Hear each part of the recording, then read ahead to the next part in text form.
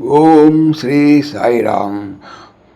1968 సంవత్సరం జూలై నెల సనాతన సారథిలో భగవాన్ శ్రీ సత్యసాయి బాబా వారిచే రచింపబడిన భాగవత వాహినిలో నుండి కొంత భాగం తెలుసుకుందాం. సాయిరామ్. పాండవుల భక్తి శ్రద్ధలను శ్రీకృష్ణుని అనుగ్రహ శక్తులను వ్యాసుల ద్వారా శ్రవణము చేయు పరిస్థితునకు రాత్రి పగలు అనేటువంటి భేదము తెలియక ఆనందమున మునిగి తేలుచుండా ఇంతలో కిలకిల పక్షుల గానము కొక్కొరోయని కోడికూతలు వినిపించెను. సుప్రభాతము వినిపించే దేవాలయములందరి గంటలు మ్రోగతొడగెను.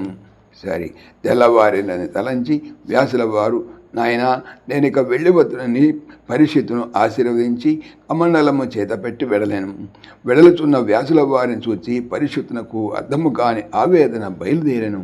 అయ్యో, అప్పుడే తెల్లవారిన మా తాతల మహత్తరమైన భక్తి శక్తులను పూర్తిగా విననైతిని కదా అని నిరాశతో విన్నటువంటి విషయములను మననము చేయచు ఏమి చేయుటకు తోచక కాలకృత్యములు తీసుకొని రాజ్య పరిపాలన విషయమున మనసు ఏమాత్రము మెడలకుండుడిచే ఇంటి యందు ఉంటే ఏవో కొన్ని పరిపాలనా విషయములు తలకు ప్రాగుచుండని తలంచి ఏకాంతముగా ఉండకోరి శికారార్థం అడవికి వెళ్ళ నిశ్చయించి తమ పరివారమునకు కపురంపెనం.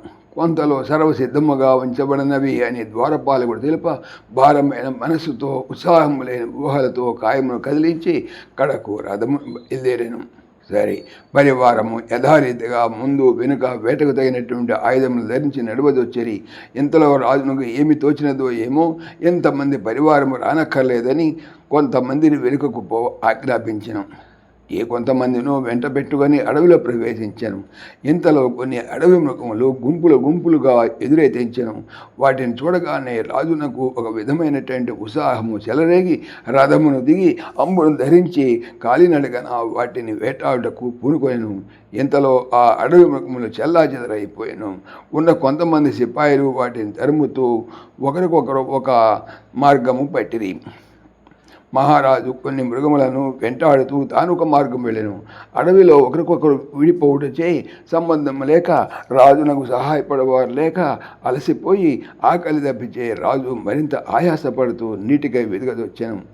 కడకు ఎట్లను ఒక పన్నశాల కనిపించ అక్కడికి కొండంత ఆశతో పరుగులెడెను. అక్కడ వెళ్ళి చూడ ఎవ్వరునూ మనుషులు కనిపించలేరు. రాజు వెలుపల నుండి ఎన్నో విధముల కేకలు వేసి పిలిచెను. ఎవరనూ జవాబివ్వలేదు. కడకు లోనికి మెత్తగా బయలుదేరి దాహము అని అడిగాను. అందున ఎవరు పలకరించువారు లేకపోయి ఒక మూల ఒక ముని తపస్సు చేయుచున్నట్లు కనిపించాను.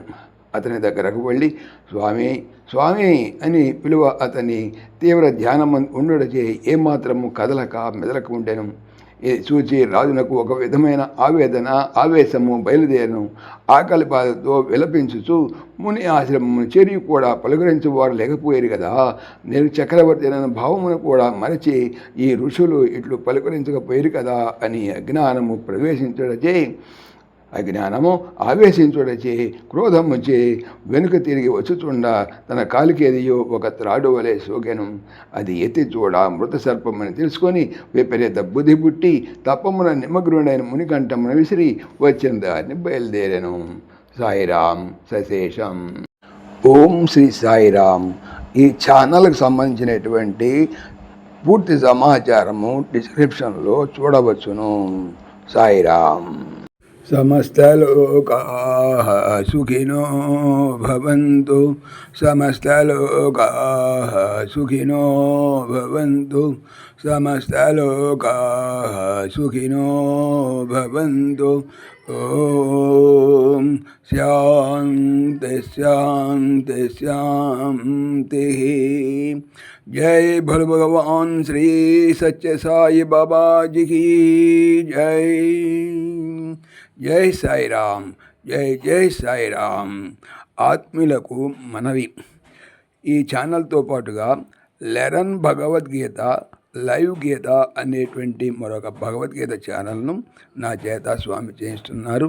దీనికి సంబంధించిన లింక్ డిస్క్రిప్షన్లో చూడవచ్చును. సాయిరామ్.